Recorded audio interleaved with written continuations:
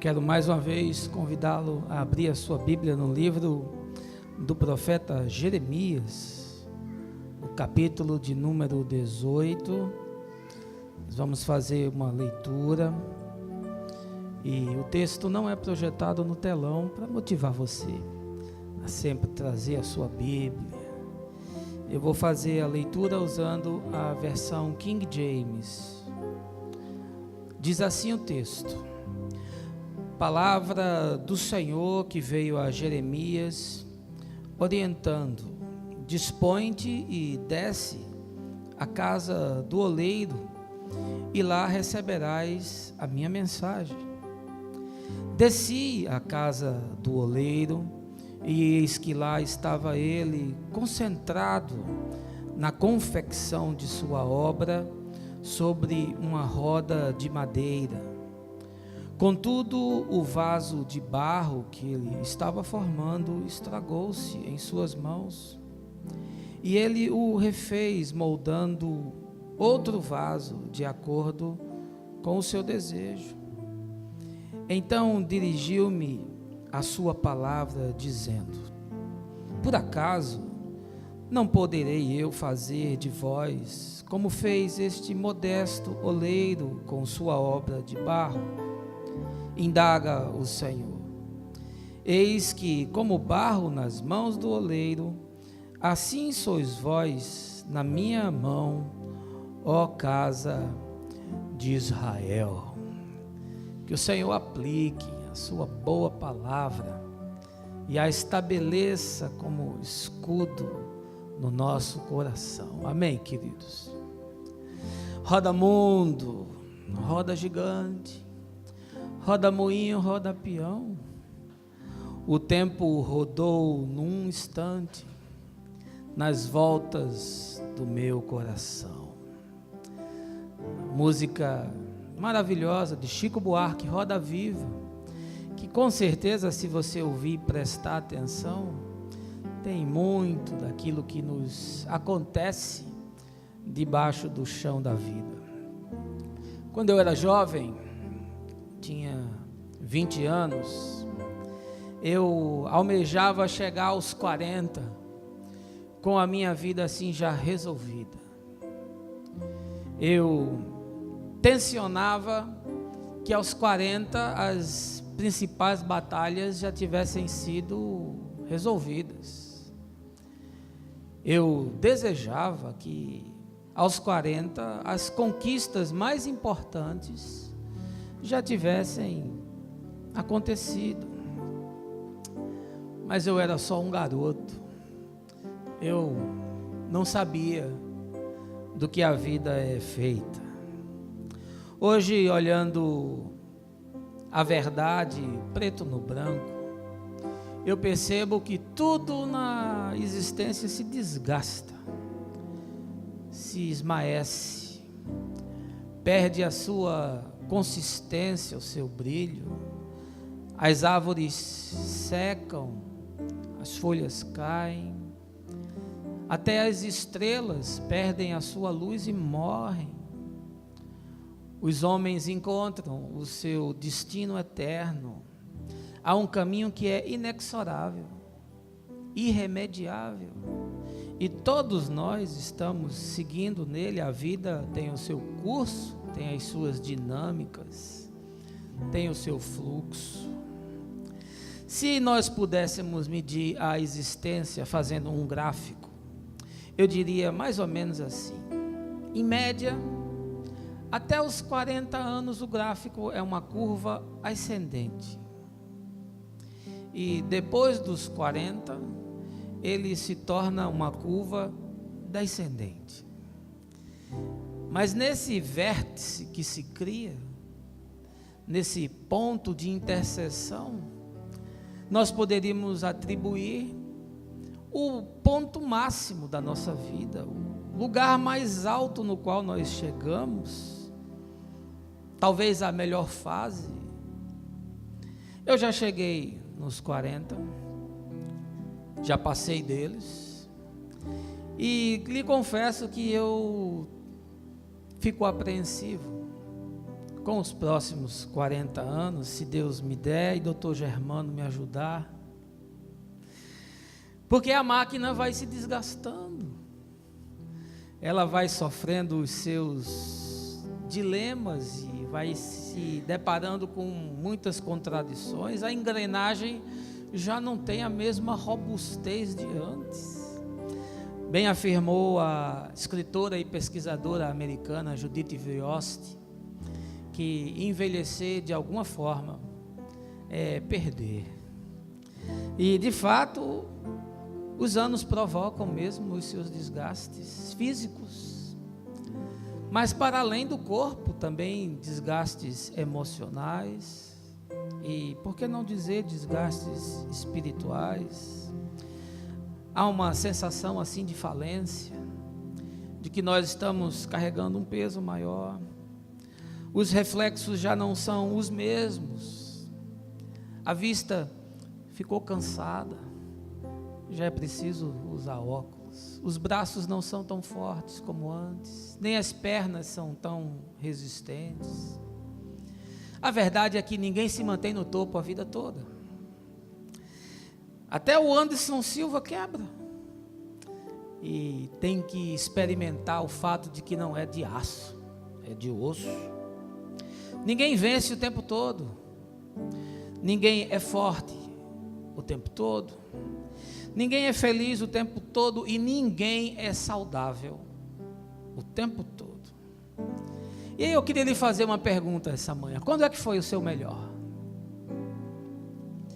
Quando foi que você viveu o seu tempo de ouro?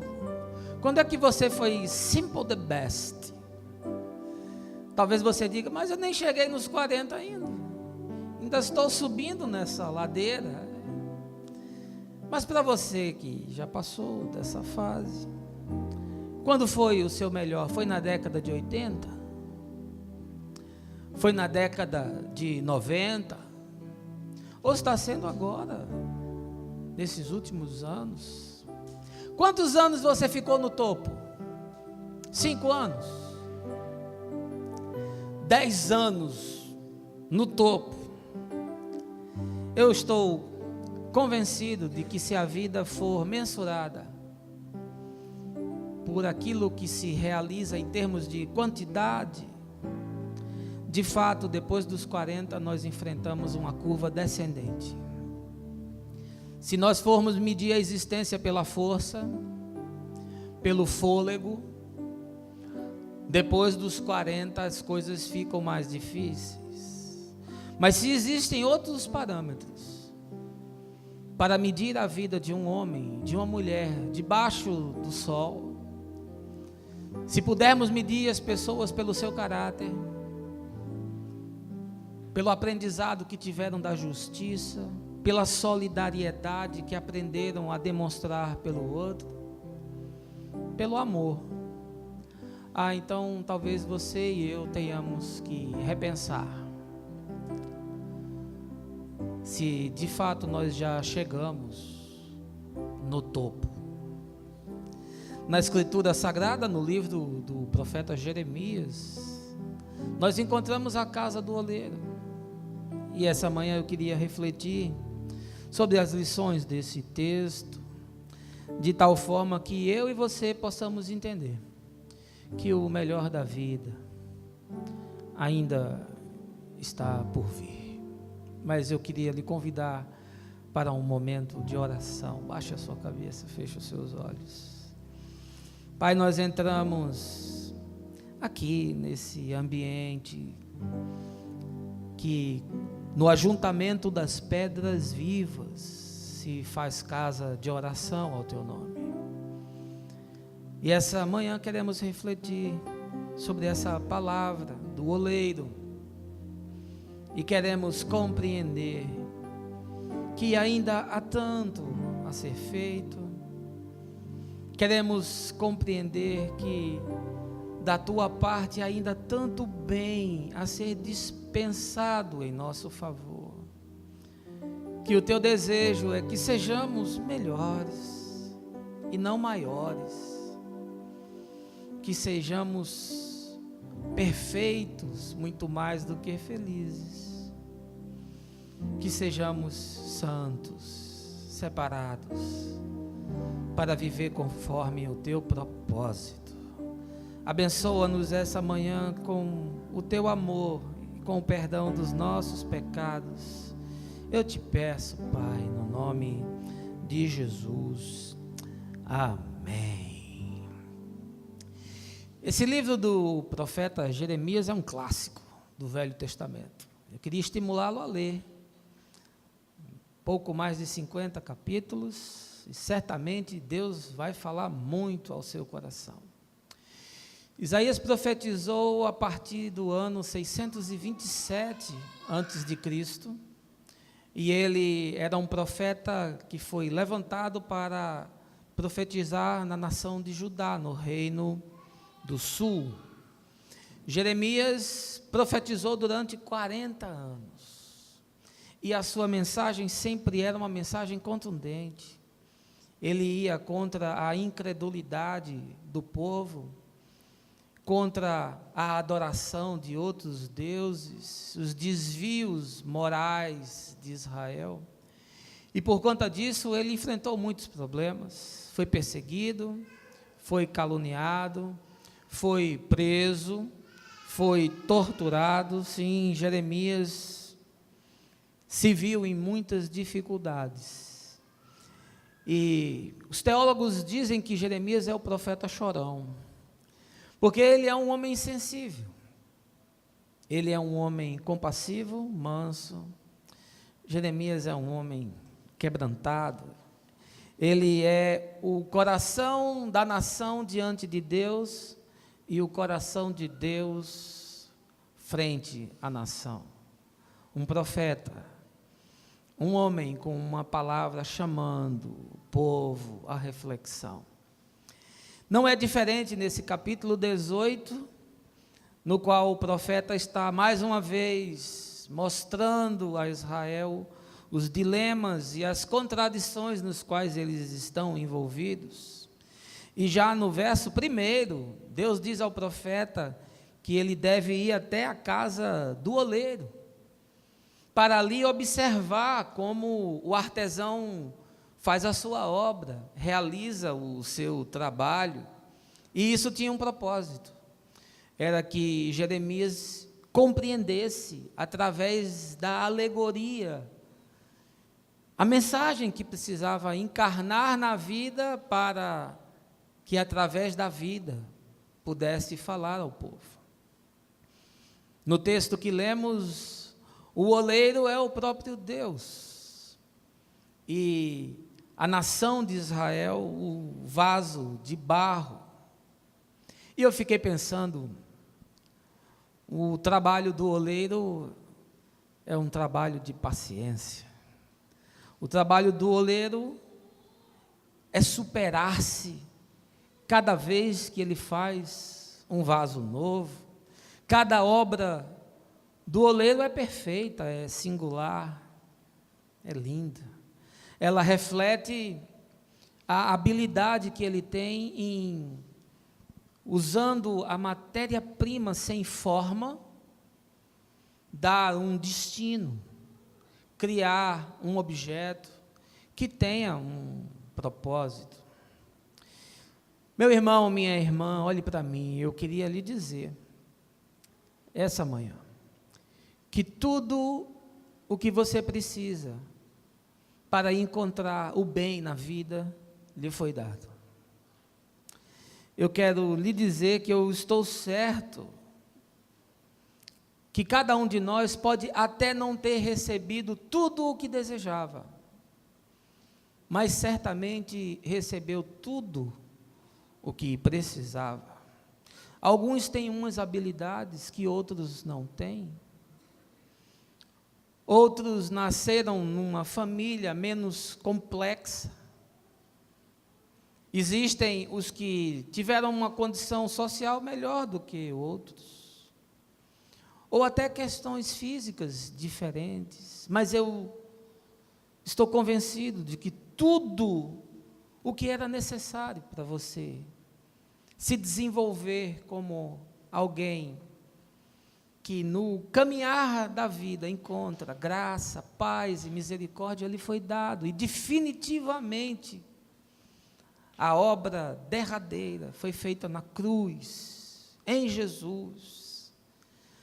Obra derradeira porque se materializou na história aquilo que Deus tinha feito desde sempre na eternidade, porque conforme a Escritura, o Cordeiro foi imolado antes da fundação do mundo. Agora, o que você fez com o que você recebeu é que é a questão. Os desdobramentos que vieram a partir das escolhas que você fez é que se tornaram determinantes na vida. Os mapas que você seguiu, as trilhas que você trilhou, as oportunidades que você desprezou, as chances que você teve e deixou passar. E diante de tudo isso, surge uma pergunta: no que você se tornou? Você está satisfeito com a pessoa que você é hoje? Se você pudesse, você faria de uma forma diferente? Você está convencido de que o melhor de você já foi atingido? Você sonhava ser diferente do que você é hoje, e olhando para trás, dá um certo desespero, dá uma tristeza no coração, na alma, porque não era bem isso que você imaginava. Eu queria tirar desse texto algumas lições para a nossa vida, e quero, através dele, tentar lhe convencer de que o melhor de você mesmo ainda não chegou, ainda está por vir. Se você quiser acompanhar, eu vou usar a Escritura todo o tempo, e quero lhe dizer que se você deseja tirar da vida o melhor, e se você deseja ir crescendo, como diz o apóstolo Paulo, até chegar na estatura do varão perfeito, lá em Efésios capítulo 4, eu quero lhe dizer, em primeiro lugar, que é no caminhar com Deus que a consciência para a vida se constrói. Veja aí no verso de número 2, diz assim o texto: dispõe-te e desce à casa do oleiro, e lá receberás a minha mensagem. Deus queria falar com esse homem, Jeremias, mas ele queria falar de uma forma não convencional. Ele queria que Jeremias entendesse a sua mensagem com todas as implicações, com todas as cores, com todos os desdobramentos. E aí ele chega para o profeta e diz: dispõe-te, levanta-te, vai até a casa do oleiro, porque lá há algo significativo que eu quero que você aprenda. Eu acho muito curioso o fato de Deus ter mandado Jeremias na casa de um artesão, que trabalhava com barro, de um homem simples, que realiza coisas simples, não é nem um artesão que trabalha com bronze, nem com ouro. Eu acho curioso o fato de Deus não ter dito para Jeremias: olha, dispõe-te, vai lá no templo, que eu vou falar contigo. Vai lá no templo, faz uma vigília de oração, que eu vou essa noite te mostrar algo extraordinário. Vai para o templo e faz um jejum, que eu vou, através do teu jejum, falar coisas que tu jamais ouvistes. Mas não foi assim. O desafio de Deus era que ele fosse na casa do oleiro. E mais do que isso, a casa do oleiro é muito mais do que um lugar. Ir na casa do oleiro é revelar um estilo de vida de alguém que quer andar com Deus. Você anda com Deus? Você sabe quem é Deus? Você vem aqui nesse culto,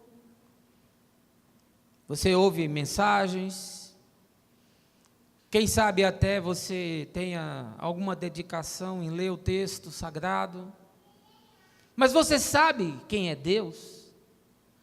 Porque Deus não se revela através apenas de um estudo de um livro, fazendo uma exumação de letras. Deus não se conhece através da escuta, da reflexão de pregadores. Deus se revela quando nós o buscamos.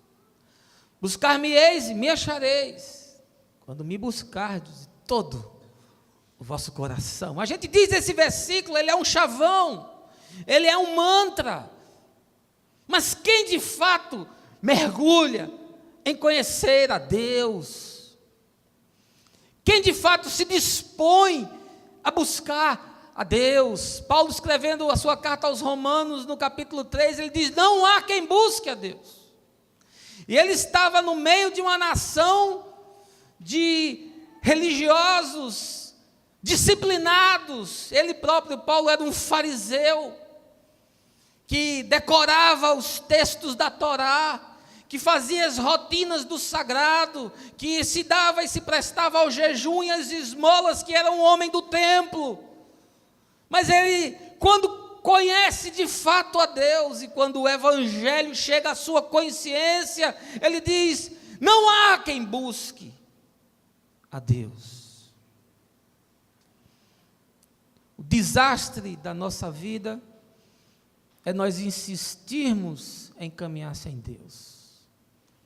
O desastre da nossa vida é nós colocarmos um rótulo de evangélico, de católico, de cristão na cara, e nunca deixar que essa marca entre no coração e mude a vida. Dispõe-te, vai-te à casa do oleiro, eu quero falar contigo, Jeremias. Isso muda tudo na vida. É no caminhar com Deus que a consciência se constrói, e triste é aquele que anda na vida pelos seus próprios caminhos. Estou cansado de toda semana ouvir pessoas destruídas, casamentos aniquilados, profissionais cansados, fadigados, filhos entregues à sua sorte, almas que se tornaram áridas, adultos e idosos amargos, cheios de queixumes, porque eles escolheram mal, eles trilharam um caminho mau.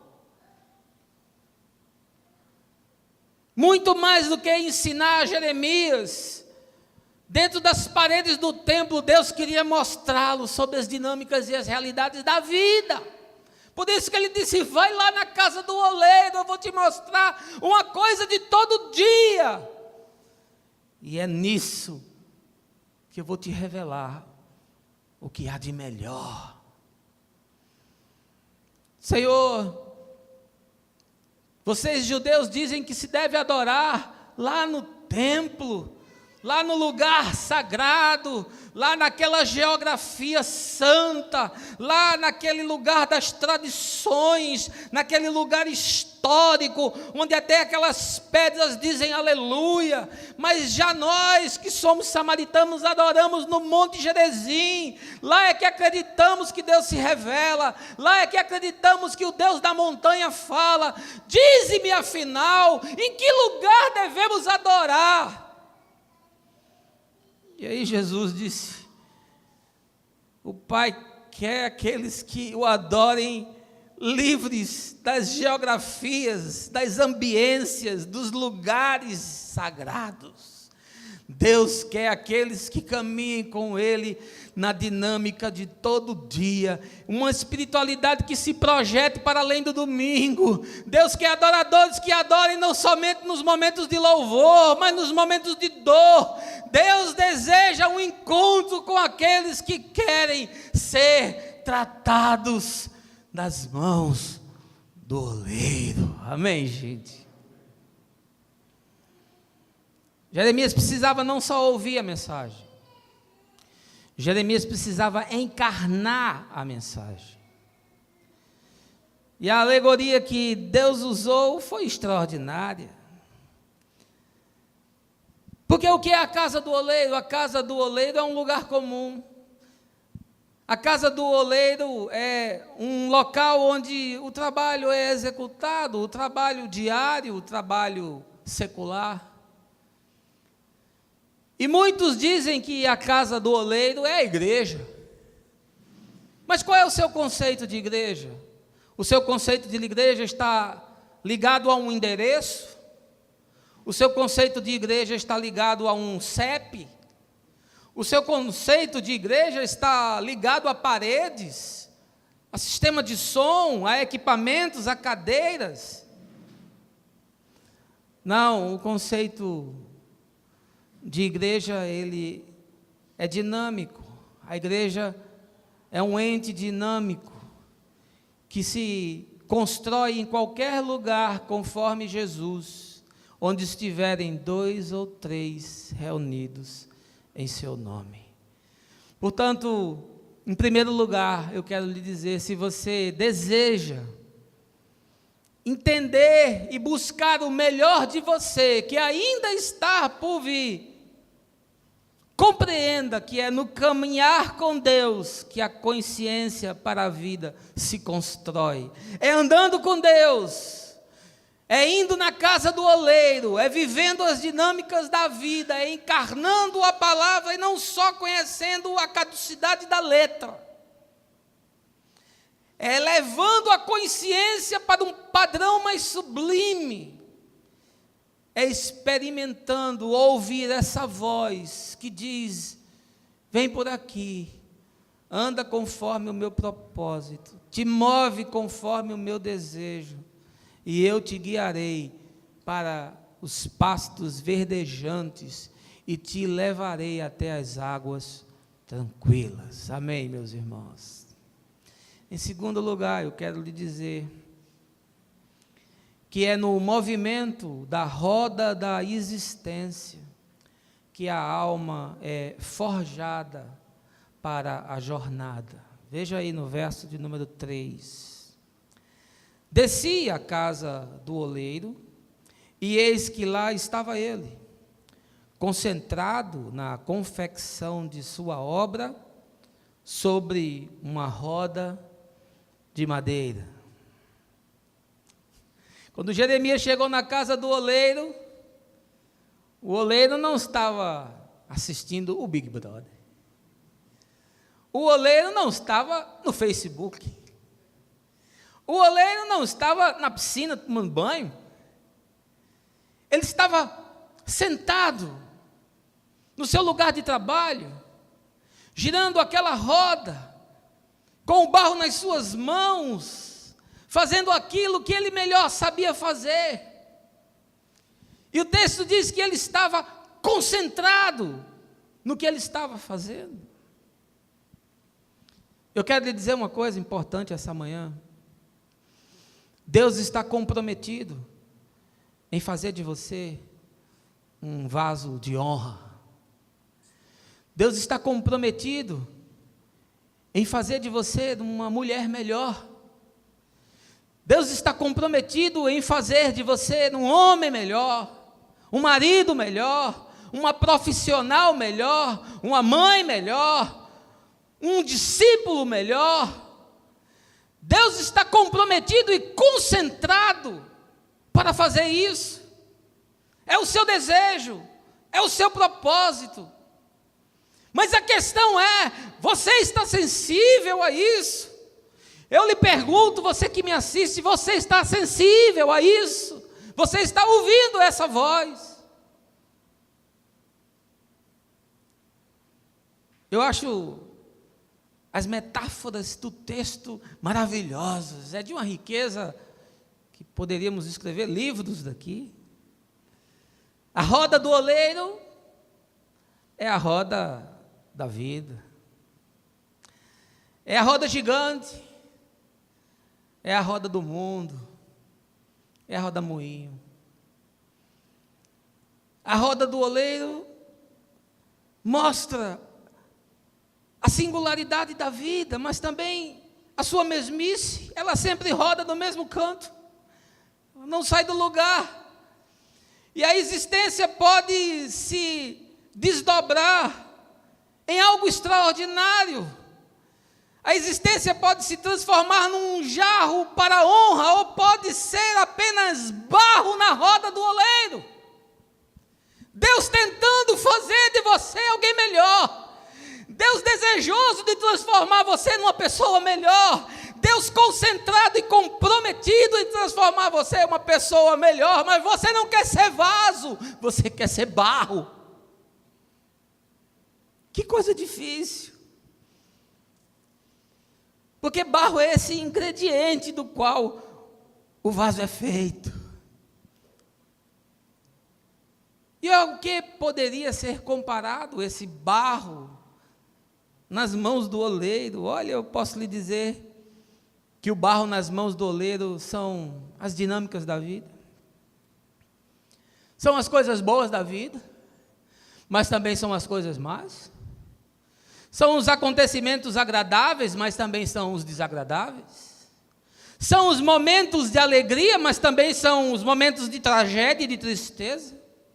São as conquistas, mas também são as perdas. É o riso, mas também é o pranto.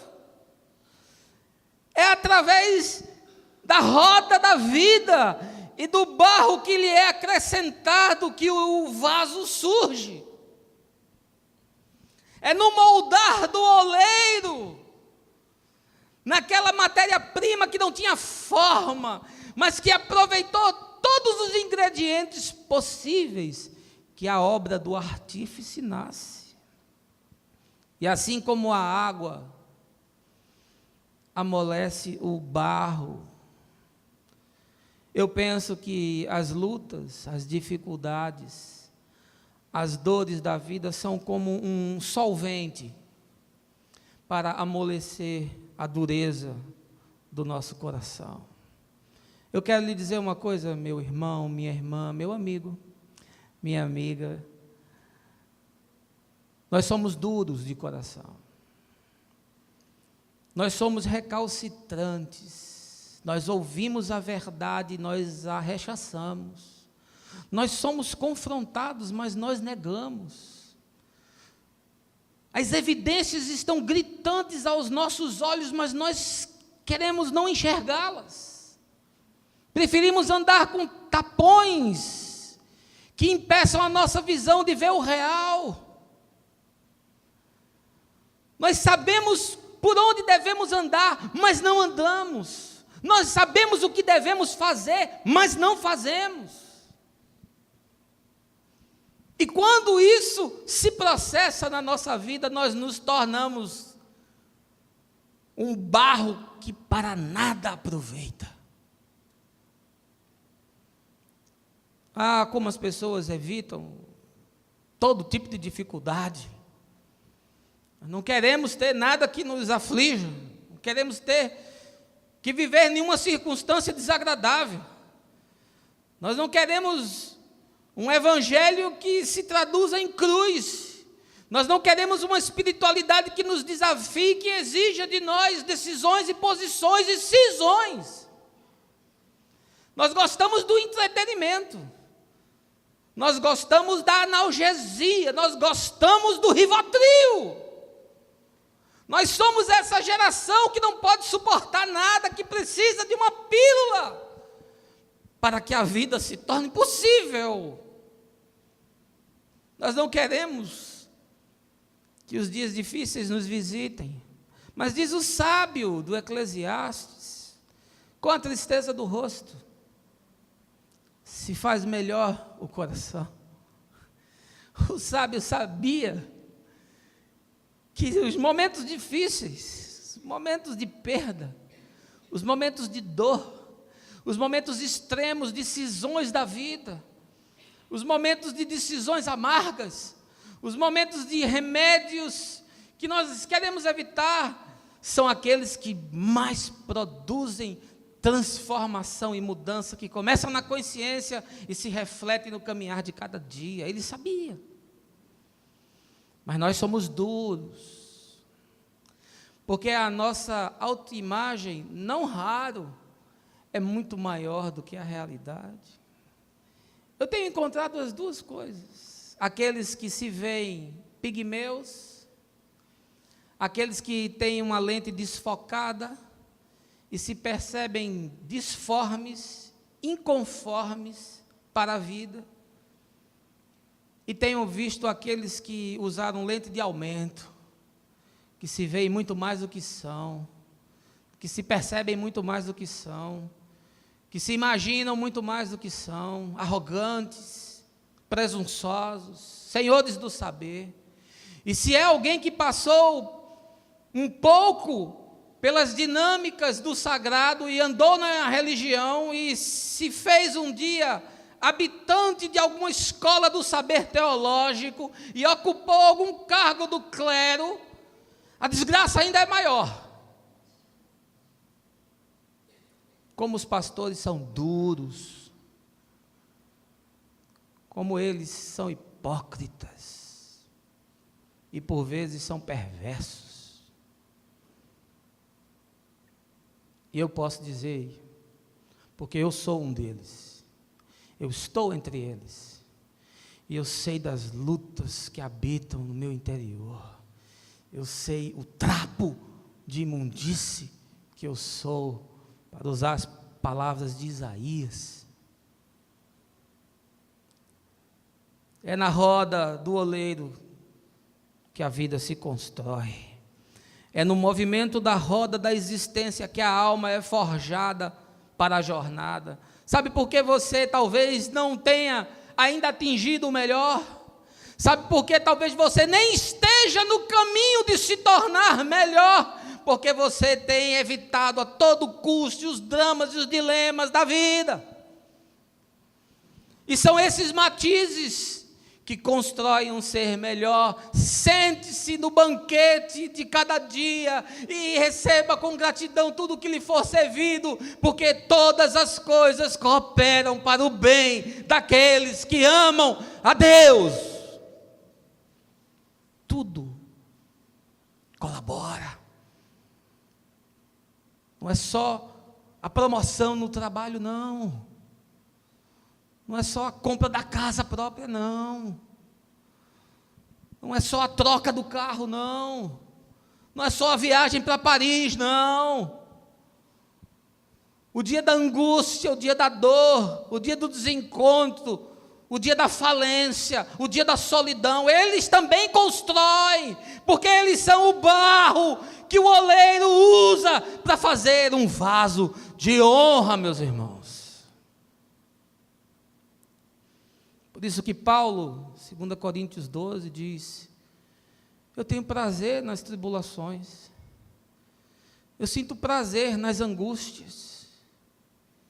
Quando vem uma dificuldade sobre mim, eu dou glória a Deus, e me alegro na esperança daquilo que essa tribulação irá produzir.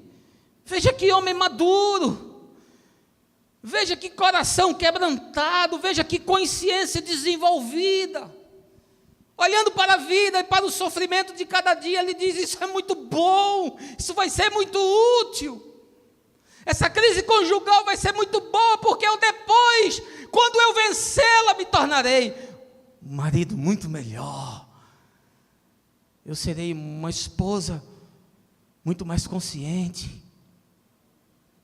Esses momentos de desemprego, essa dureza do meu orçamento, essa incapacidade até de comprar coisas que antes eu nem me apercebia, de tão triviais que elas eram, mas essa crise tem que servir para alguma coisa. ela tem que forjar em mim uma pessoa melhor, um profissional melhor, um dono de casa melhor, um sacerdote do lar melhor. Eu tenho que administrar melhor, eu tenho que andar com mais responsabilidade, eu tenho que ser mais seguro no que eu faço. Isso tem que trazer proveito. Até a enfermidade melhora as pessoas,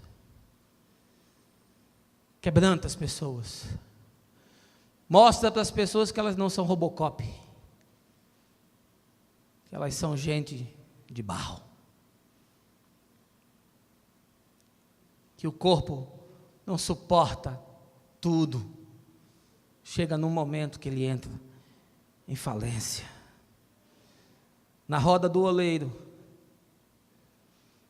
o barro são as circunstâncias da vida. E o texto diz que o oleiro está concentrado na confecção da sua obra. Deus está determinado a tirar da vida tudo que a vida produzir, para fazer de você uma pessoa melhor. Ah, pastor, mas eu nasci numa família louca, todo mundo na minha casa é maluco, e eu fiquei maluco igual a todo mundo, o que é que eu faço com isso agora? Pegar isso, pegar essa circunstância, pegar essa dificuldade, e deixa o oleiro trabalhar, para que o oleiro faça alguma coisa proveitosa disso.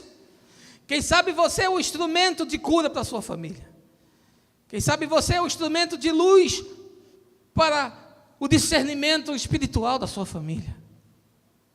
Ah, mas eu queria tanto ter nascido na família do meu amigo fulano, que todo mundo é ajustado, uma família boa, todo mundo se gosta, o pai ama a mãe, os irmãos se dão bem, eles são tão harmônicos. Eu também queria, mas eu não nasci, eu nasci onde eu nasci. E muito mais do que ficar me lamuriando com isso, eu quero que o oleiro pegue essas dificuldades, essas limitações, as dores que eu sofri, os equívocos que eu cometi, as escolhas erradas, que me levaram a trilhar caminhos de agonia e de desespero. Eu quero que ele pegue isso e me ajude a reverter para o meu bem, porque eu quero lhe dizer que o oleiro está comprometido em fazer de você alguém melhor. Amém. Não é alguém de sucesso, porque sucesso para você não é o que é sucesso para Deus. Não é alguém rico, porque riqueza para você não é o que é riqueza para Deus. Não é alguém forte, insuperável, porque talvez força para você seja uma coisa, mas para Deus é outra. Ele não diz: aos fortes e valentes jamais desprezarei. Ele diz: aos quebrantados de coração e humildes de espírito jamais desprezarei. Quem vai na casa do oleiro é aquele que precisa. Quem não precisa de Deus vai para os templos da religião, ser oficial do exército, das hostes humanas.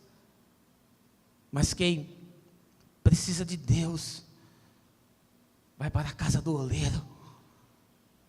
Quem precisa de Deus vai entender que é na roda da existência, é nas dinâmicas da vida, é nos fluxos do cotidiano, que o melhor na nossa alma é forjado para o bem e para a paz de Deus em nós e através de nós. Amém, meus irmãos? Em terceiro e último lugar, eu quero lhe dizer que é no recomeço de cada dia que está a esperança do não ser ganhar significados. Veja aí no verso de número 4, diz o texto: contudo, o vaso de barro que ele estava formando estragou-se em suas mãos, e ele o refez, moldando outro vaso de acordo com o seu desejo. Ah, que texto maravilhoso. Quem me dera ter tempo para explorá-lo com você. Na roda da vida, o vaso desconfigurou-se. Na roda da vida, nas lutas da vida, nas dinâmicas do cotidiano, nos enfrentamentos que nos cabem a cada manhã, o vaso se desconfigurou, perdeu a sua forma. Ele deixou de ter um propósito, uma finalidade, de encontrar significados, mas ele foi se despedaçando, ele foi se desconjuntando e voltou de novo a ser barro. E eu vejo isso porque, por vezes, é a roda da vida que vai te desconfigurando. A roda da vida vai fazendo de você uma pessoa amarga, vai fazendo de você uma pessoa dura, vai fazendo de você uma pessoa insensível, vai produzindo em você um calejamento no coração, vai produzindo uma sequidão de estio na sua alma, vai gerando uma petrificação dos seus sentimentos, e você vai se desconfigurando, e você vai deixando de ser gente, vai se tornando existente, você vai se arrastando pelos dias, você vai se perdendo de você mesmo, você vai se tornando não ser, o ser vai se tornando em não ser, mas há uma esperança, porque se você estiver nas mãos do oleiro, porque se a sua vida estiver na roda do oleiro, se aquilo que você se tornou, por mais desprezível que seja, por mais abominável que seja, por mais distante que esteja do desejo do oleiro, mas se você se desconfigurou nas mãos dele, ele pode lhe fazer de novo, porque é no recomeço de cada dia que está a esperança do não ser ganhar significados. Eu sei que a vida, por vezes, parece ser dura demais. Talvez você, como eu, ache que às vezes as coisas mais difíceis ficaram para você. Eu às vezes estou conversando com um, com outro e digo: rapaz, as coisas fáceis Deus fez para outros, e as difíceis Ele deixou para mim. Ele disse: aquele barbudo lá, ele vai ver o que é bom, eu vou dar carga no barbudo. Talvez você ache que você não deu sorte, talvez você ache que você poderia ter uma vida mais leve, talvez você ache que as coisas para você poderiam ser mais simples, talvez você pense que Deus poderia ser com você mais camarada, e parece que Deus submete você a um caminhar muito pesado. Ser você dá muito trabalho, ser você é muito difícil, ser você é muito duro.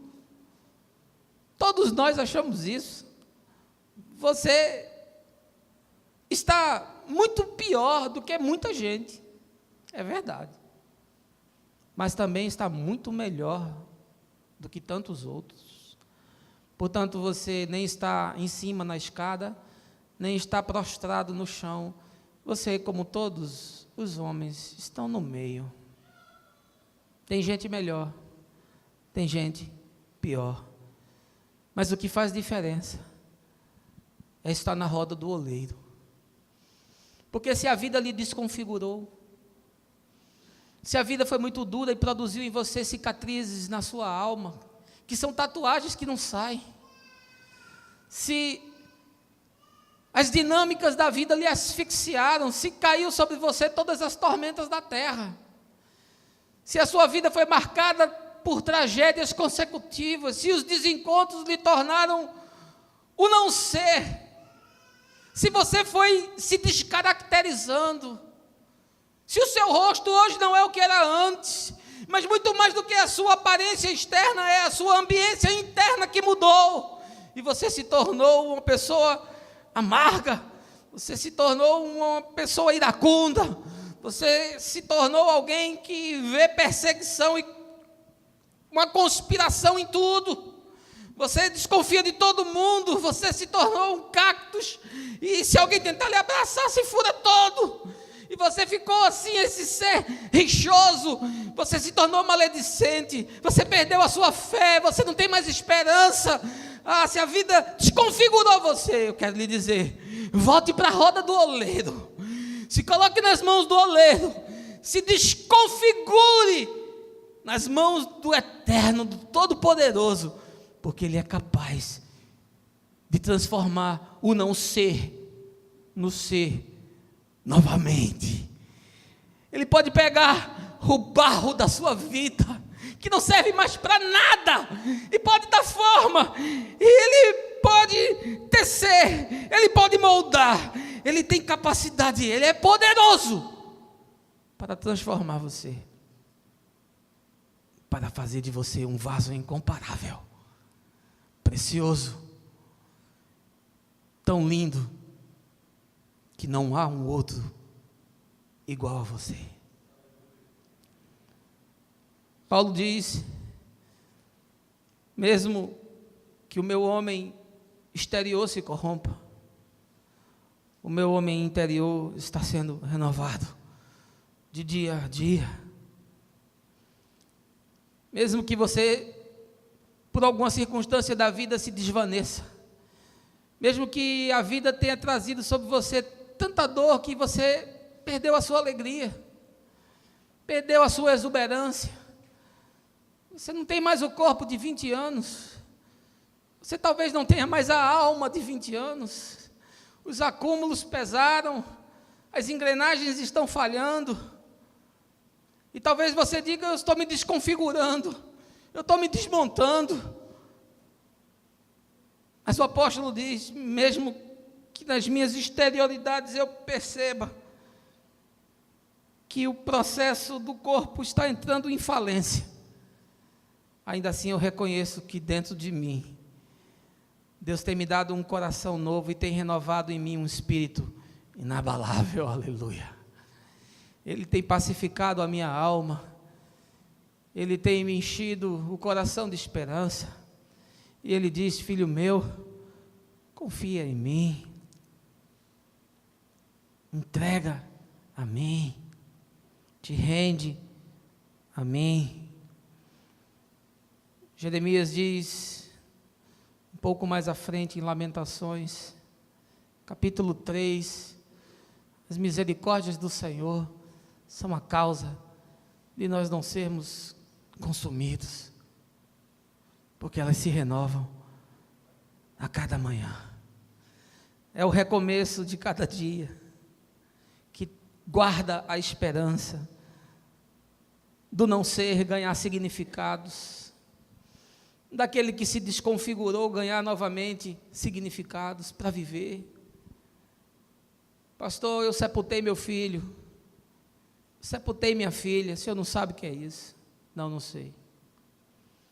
Conheço alguns que sabem. Vai contra toda a lógica. É uma coisa impensável. Vai contra o fluxo natural da vida. Mas eu sei de uma coisa.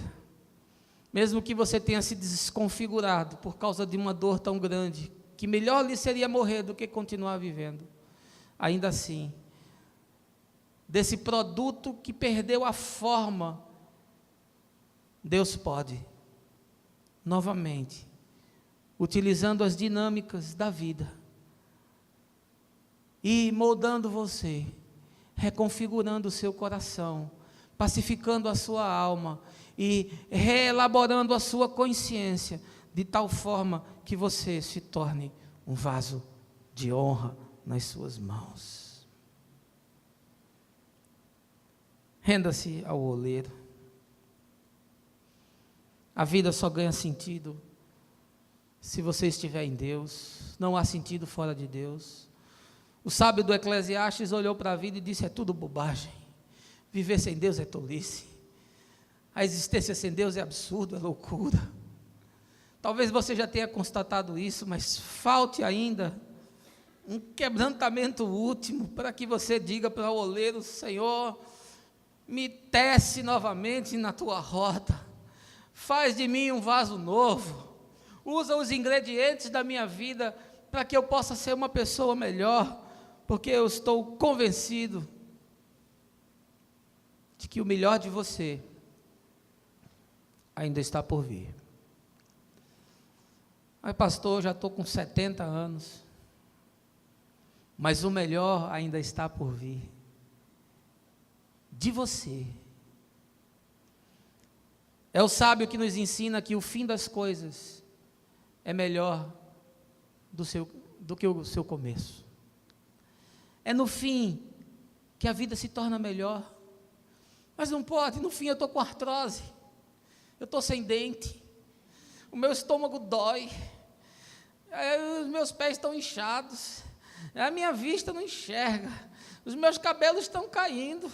De fato, o corpo vai se desgastando, mas em compensação, se você andou um dia na roda do oleiro, e se você permitiu que ele moldasse através do barro das circunstâncias um vaso de honra, eu tenho certeza que você se tornou uma pessoa mais simples, você se tornou uma pessoa mais mansa, você se tornou uma pessoa mais solidária, você se tornou mais compassivo, você se tornou mais misericordioso, mais amoroso, mais generoso. De fato, o exterior vai se desconfigurando, mas o interior vai ganhando robustez. E vai se entretecendo em você uma musculatura espiritual, ao mesmo tempo em que a sua musculatura física vai atrofiando e vai perdendo a sua capacidade, a sua beleza, a sua musculatura espiritual vai ganhando vitalidade e graça da parte de Deus. Porque o melhor de você ainda está por vir, acredite nisso.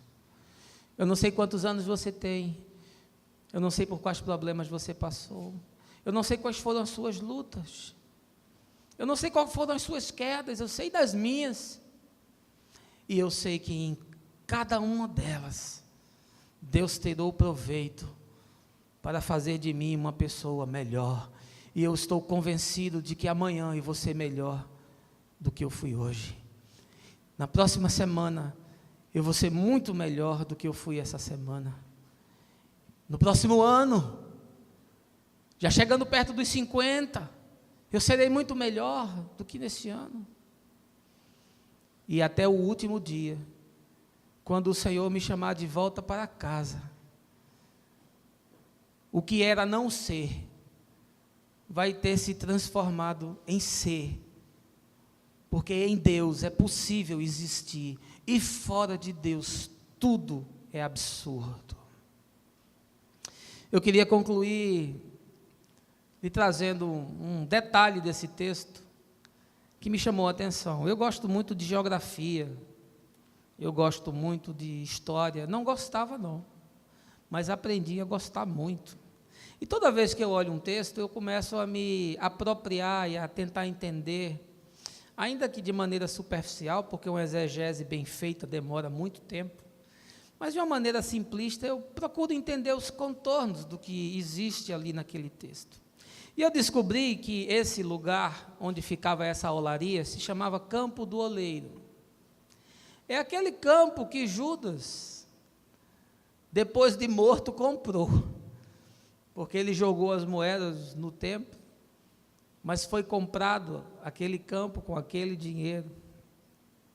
Pois bem, esse Campo do Oleiro, nos tempos de Jeremias, ele era cercado por dois lugares que são assim significativos. De um lado ele fazia fronteira com o poço de Siloé, E do outro lado ele fazia fronteira com o lixão de Jerusalém, o monturo municipal. E eu achei muito curioso isso. Porque entre o poço de Siloé e o lixão municipal está a casa do oleiro. Esse poço de Siloé foi um poço que foi construído pelo rei Zedequias. Ele construiu isso quando aquele cerco de Nabucodonosor se processou para tentar resistir os dias de muita dificuldade que viriam. Ele fez esse poço de Siloé que recebia água de um outro afluente. Pois bem, nos dias de Jesus, esse poço de Siloé, ele servia como um lugar de purificação para as pessoas irem ao templo. Como ele ficava muito próximo, então as pessoas às vezes passavam ali no poço de Siloé, se lavavam, e vocês sabem que no costume judaico essas ablusões, essas questões de higiene tinham muita relevância, e a pessoa se banhava, né? Fazia uma asepsia para ir ao templo. Era tido assim como um lugar de purificação. Quando Jesus cura aquele cego de nascença, que os discípulos perguntam, mas Senhor, por que ele nasceu assim? Foi por causa dos pais? Aí Jesus diz, não existe nenhum karma. Ninguém vem com um script, um roteiro definido, uma história prévia, mas isso aconteceu para que se revele a graça de Deus. E ele com a sua cegueira vai glorificar a Deus, e aí ele ora pelo cego, e o cego começa a enxergar, ele faz um lodo com a saliva, e passa nos olhos, e diz, olha, agora você vai, e se lave lá no tanque de Siloé. E esse tanque tinha, na tradução hebraica, o nome de enviado, e Jesus estava dizendo, o enviado sou eu, não é o tanque, vá lá, e se purifique, no tanque de Siloé, para que você saiba quem foi que lhe curou. Pois bem, no outro extremo estava o lixão de Jerusalém, que ficava no vale de Inom. Esse vale de Inom era um lugar onde o rei Manassés, aqui contemporâneo de Jeremias, sacrificou seus filhos a Moloque, que era um deus cananeu, uma entidade, uma divindade pagã. E esse sacrifício dos filhos se tornou abominação a Deus, a tal ponto que esse lugar depois virou esse lixão, esse lugar de depósito de dejetos, e nos dias de Jesus esse vale de Ge-Inom havia se transformado em Geena, que na tradução era um lugar de fogo, era uma alusão ao que seria o inferno, numa alegoria. E Jesus disse, olha, esse lugar é aquele lugar onde o fogo nunca apaga e onde o verme nunca morre, mas ele estava fazendo alusão não ao inferno de Dante, que os evangélicos criaram, mas ao Geena, que era um lugar que tinha incêndio constante, porque ali tinha lixo, e tinha que ter incêndio para poder consumir aquele material orgânico que ficava ali, e também como era um lugar de podridão, de putrefação, os vermes se desenvolviam, então o verme nunca morria, o fogo nunca apagava. Mas muito mais do que essa percepção, que eu quero que você veja que um lixão é um lugar de desperdício. O lixão é um lugar de degradação, é um lugar de inutilidade. O lixão é um lugar daquilo que se consome para o nada. O lixão é um lugar de não ser. E entre o lugar da purificação e entre o poço de águas que eram tiradas pelo sacerdote naquele jarro de ouro e eram derramadas nas escadarias, e ali Jesus fala lá em João, aquele que crê em mim, do seu interior fluirão rios de água viva. Ele está falando no momento em que o sacerdote está derramando aquela água. Então existe toda essa ambiência em Siloé, e muito mais do que você viver no lixão de Inom. Deus quer que você ande na dinâmica de Siloé. Entre um e o outro está a casa do oleiro. Entre o desperdício e a vida com propósito. Entre a inutilidade e a existência que ganha significado. Entre o não ser e o ser está a casa do oleiro. Escolha o poço de Siloé. Não deixe que a sua vida sucumba no lixão de Jerusalém. Não permita que a vida destrua aquilo de melhor que Deus ainda pode fazer em você. Não permita que as circunstâncias, por mais adversas que tenham sido, destruam você. Não sucumba ao lixo de Jerusalém, mas renove-se nas águas de Siloé para a vida. Porque disse Jesus: aquele que crê em mim, do seu interior fluirão rios de água viva. Essa é a palavra do Senhor para essa manhã. E eu espero que o Espírito tenha ido tão fundo em você, e tenha mexido tanto em você, que você saia daqui hoje com percepções totalmente renovadas. O meu desejo e a minha esperança é que haja um transbordar de Deus no seu coração. Esse é o meu sentimento, essa é a minha oração. Que o Senhor te cubra, que o Senhor te abrace, que o Senhor te renove, que Ele transforme o barro sem forma num vaso para ornamentar a mais linda casa, para que você seja um vaso novo nas mãos do Senhor, para que mesmo tendo a sua vida quebrada, o oleiro possa refazê-la novamente para a sua glória, e que assim nos abençoe o Senhor, no nome de Jesus. Amém.